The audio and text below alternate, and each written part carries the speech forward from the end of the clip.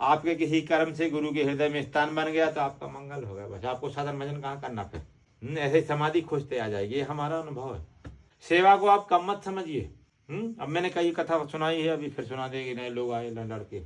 एक तुम्हारे जैसे इनके जैसे नवे पंजाब हरियाणा तरफ की बात है। पूर्व के कर्मों के कारण पूर्व का पुण्य इतना था, तो जैसे ही जवानी आई और एक अंदम से भगवान की प्यास जगेगी, ईश्वर ही पाना है। धीरे धीरे पता चला कि हाँ उधर बड़ा आश्रम है, उधर 500 लोग रहते और एक बाबा जी सिद्ध पुरुष। अब गया तो अब कुछ सिद्धाई रहती है तो उधर स्वाभाविक भीड़ रहती है। अब बैठ गया पीछे, लोगों से मिलता मिलता, फिर जब सब चलेगा तो उसका नंबर आया तो बताया, नमस्कार किया, गुरु जी हम ईश्वर को पाना चाहते हैं। बोले अच्छा, पाना चाहता है कि जानना चाहता? बोले नहीं, पाना चाहता है। तो बोले अगर पाना चाहता है तो फिर आश्रम में 500 लोग हैं, उनके लिए चक्की नहीं थी, उस समय की बात है, सत्य घटना, चक्की नहीं थी। तो वो माइयाँ जानते मुखर मोसली, तो बोले उधर चला जा, 500 लोगों के लिए चावल निकाल। और यदि ईश्वर को जानना है तो लाइब्रेरी में चला जा, पुस्तकें बहुत रखी, जान ले भगवान ऐसा है। तो बोले नहीं हमको तो पाना है। तो बोले जा चावल निकाल, धान में से चावल निकाल। चला गया। उसने नहीं पूछा कि हमको मंत्र दे दो, कि हमको सेवा बता दो, हम कहाँ सोएंगे कहाँ, उसने बता दिया, चला गया। मौन ले लिया, नहा धो के अपना चुपके से भोजन ले आता तो तुरंत आके वो अपने कमरे में खा के वो दिन भर उसी में। दूसरा कुछ कर्म नहीं, ना किसी से मिलना, ना गुरु जी के पास जाना, कुछ नहीं। मंत्र मूलम गुरु वाक्यम। गुरु ने बोल दिया जा उधर चावल निकाल, बस वो यही तो मंत्र है। धीरे धीरे धीरे धीरे करके 12 साल गुजर गए। तो गुरु जी ने बोला भाई अब हमारा समय आ गया है, अब कुर्सी किसको दे? तो सबके अंदर लड्डू फूटने लगे, अब कुर्सी मिली, इतनी बड़ा आश्रम, कुर्सी, जय जयकार होती। तो गुरु जी ने बोला देखिए भाई इतने लोग हैं, अगर किसी कुर्सी देंगे तो दूसरे को गुस्सा हो जाएगा कि हमको गुरु जी ने क्यों कम दिया, हम भी तो बहुत सालों से आश्रम में रह रहे ए वो। तो गुरु जी ने बोला हम एक प्रश्न देंगे, जो उसका सही उत्तर देगा उसको कुर्सी सौंप दी जाएगी।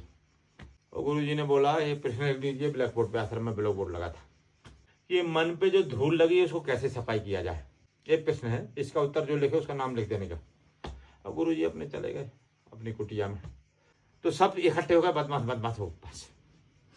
कोई बोले ध्यान भजन से सफाई होगी, कोई बोले कोई सेवा करो, कोई बोले ध्यान करो, कोई बोले कुछ करो, कोई बोले कुछ करो। सब फिर सबने सलाह की कि ऐसा लिखिए कि मन में जो धूल लगी है इसको ध्यान भजन सुमरन से सफाई करें। और बोले नाम किसी को मत डालो, जब गुरु जी बोलेंगे जब देखा जाएगा। गुरु जी ने बोल दिया सुबह में निकलूंगा जब पढ़ूंगा उत्तर। तो 8 बजे गुरु जी डंडा, उम्र हो गई, डंडा लेके चलते थे, ब्लैक बोर्ड के पास गए, छप खड़े थे, 500 बहुत होते। तो गुरुजी ने जैसा ही पढ़ा तो गुरुजी आग बोला इतने दिन से मैं सत्संग सुना रहा हूँ, यही है इसका मतलब। वो डंडा लेके दौड़े तो प्रकृति ने खेल किया। वो सब कहाँ भागे? उसके कमरे की तरफ, जहाँ वो 12 साल से धाने कूट रहा, ना किसी से मिलता था ना किसी से बोलता था। तो अब हल्ला हुआ, अब 500 लड़के, गुरुजी तो 2-3 कदम डंडा लेके दौड़े, वो डर के कारण सब भागे उधर ही, वो कमरे के पास भागे। सब हल्ला हुआ तो 12 साल बाद उसने दरवाजा खोल के बाहर निकला। इशारे से अब बोला नहीं, तो अभी अपन एक दिन नहीं बोलते तो अपनी आवाज निकलती। तो 12 साल से मौन था, तो उसने इशारे से पूछा क्या हुआ, क्या हो गया? तो अब स्वाभाविक है लोग अपने आप उसका आदर करते थे, मौन रहता था, किसी से मिलता नहीं था, बस भोजन ले आया और अपना। तो बोले अरे गुरुजी का समय आ गया है शरीर छोड़ने का। तो गुरुजी ने बोला है कि मैं अपनी कुर्सी किसके दूं, इसलिए मैं एक प्रश्न देता हूं, जो प्रश्न सही उत्तर देगा वो कुर्सी दे देंगे। तो बोले प्रश्न क्या था? तो गुरुजी ने बोला था ये मन पे धूल लगी है तो सफाई कैसे करें? तो बोले तुम लोगों ने क्या लिखा? तो बोले हमने लिख दिया जब ध्यान करो तो ये मन सफाई धूल हो जाएगी। तो बोले गुरुजी तो प्रश्न देख के बहुत गुस्सा हो, उत्तर देख के वो आग बबूला मारने दौड़े, तो हम सब इधर आ गए। तो उसने बोला कि हम जैसा बोले वैसा लिखो। अब मरता क्या न करता, और लोग उसकी इज्जत भी करते थे। आप ध्यान भजन करेंगे तब करे पाताल में प्रकट हुए आकाश, इस सृष्टि के नियम है। आप आश्रम में रहकर शांति से रहेंगे, मौन रहेंगे, जब ध्यान करेंगे स्वाभाविक लोग आदर करने लगते, प्रकृति का नियम है। तो उसने बोला लिखिए जब मन ही नहीं है तो धूल किसकी सफाई हो, ऐसा लिखिए उधर। कितनी सुंदर बात बोली, जब मन ही नहीं रह गया तो धूल किसकी सफाई करें। लिख दिया।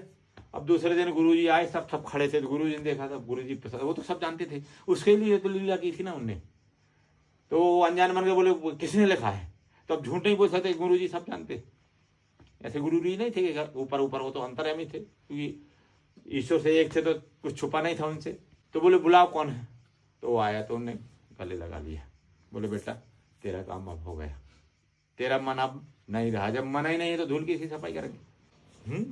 वो बोले इधर मत रहना, ये 400 लोग तेरे को 500 लोग इधर रहने नहीं देंगे, तू तो अब बेचार संसार में मुक्त हो गया, अब तेरे को कहीं लेप नहीं है। लोहा एक बार सोना बन गया फिर उसमें जंगे नहीं लगती, जीव एक बार ईश्वर से मिल गया फिर उसको कोई लेप नहीं। बोले संसार में विचार, सेवा का ऐसा महत्व देखिए।